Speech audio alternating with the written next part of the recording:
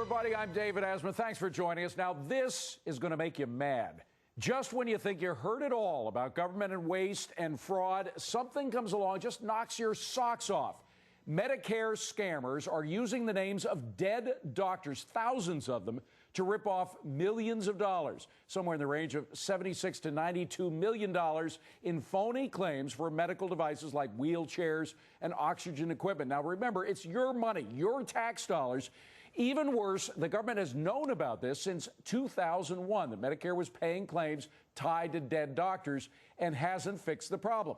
Tyler Wilson is president and CEO of the American Association for Homecare. They represent durable medical equipment providers, manufacturers, and suppliers. And Tyler, we got to say right up front, for those who hadn't guessed already, your company had nothing to do with this, right? No.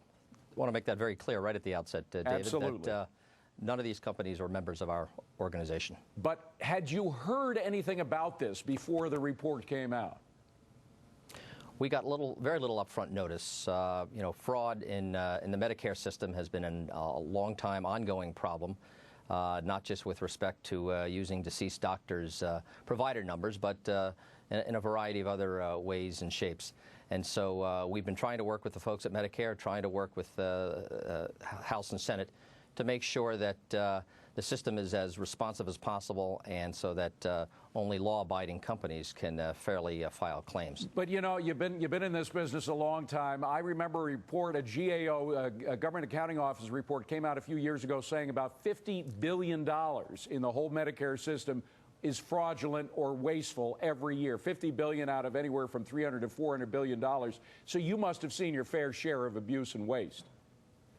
Well, we are certainly aware that through the entire Medicare system, not just with durable medical equipment, but with hospitals, with the doctors, and with all the other healthcare sectors, there are fraudulent billing issues.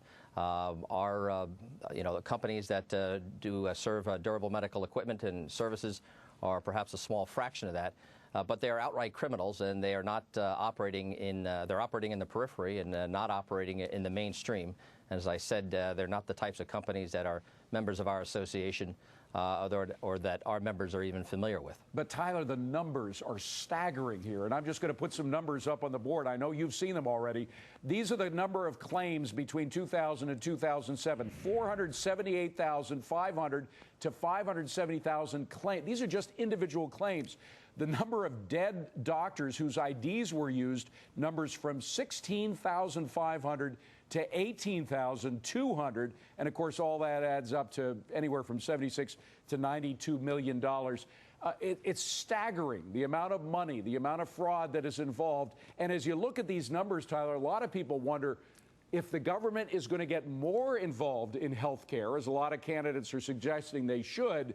Won't these numbers expand even further? Well, they will expand unless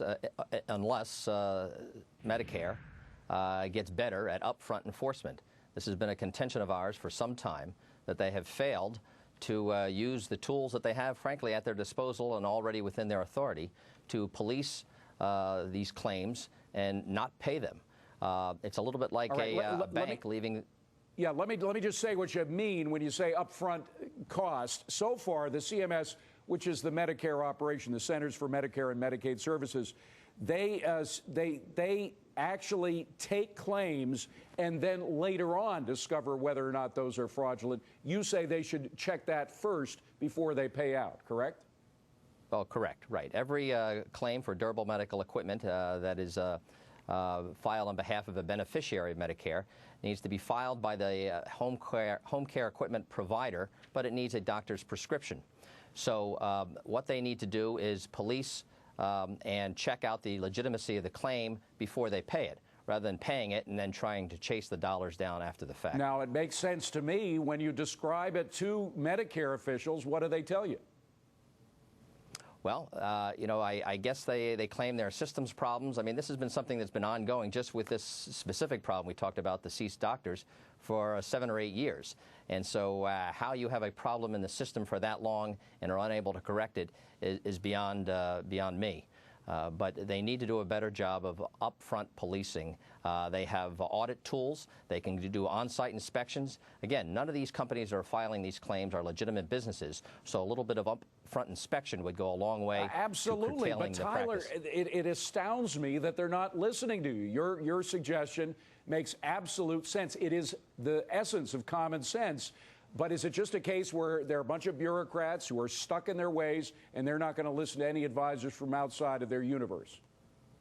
Well, let me say that Medicare is a large agency. CMS is a large agency. They have a lot of responsibility. I know a lot of very hardworking and well-intentioned folks that work in the agency, but they just have fallen down on this part of their job as far as the upfront enforcement. But again, how do the folks out there, the folks who are watching this program, hopefully are going to get mad enough to try to do something about it?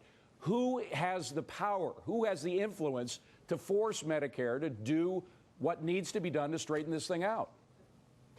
Well, you know, some of your viewers undoubtedly are Medicare beneficiaries themselves. They can take some responsibility here, have a sense of the home care equipment company that you're dealing with. You know, ask questions. If you see something that looks suspicious or doesn't seem right, you know, ask that second or third question and follow up. So don't let yourself as a beneficiary be duped as part of the process. But how do we break through the Medicare bureaucratic mindset that prevents them from taking the common sense answer that you suggest might help solve this? Well, I think today's hearing up in the Senate, I think Senator Coleman and Senator Levin certainly made their voices loud and clear and tried to impress upon the officials at CMS that they need to improve their enforcement of this whole process. All right, we're looking at a picture of Norm Coleman. He's the ranking minority member, and Carl Levin, the Democrat, is the chairman of the committee. They both came out with this report. They agree that this waste and fraud has to stop. But do they have the influence? Do they have the power to crack heads in Medicare, those who are blocking progress on this front? Well, the only way I know of making progress is to ask hard questions and is to look at the agency and to bring the officials up before the House and Senate in these congressional hearings and get the answers and then force them to go back and, you know, assert the proper procedures, insert the proper procedures that they need to get the system corrected. Well, you got skin in the game. You know how it's done. You know how it could be fixed, and we hope they start listening to you. Tyler Wilson, American Association for Home Care. Tyler, thank you so much for coming in. Appreciate it. So, thank you, David. Is this Medicare fraud investigation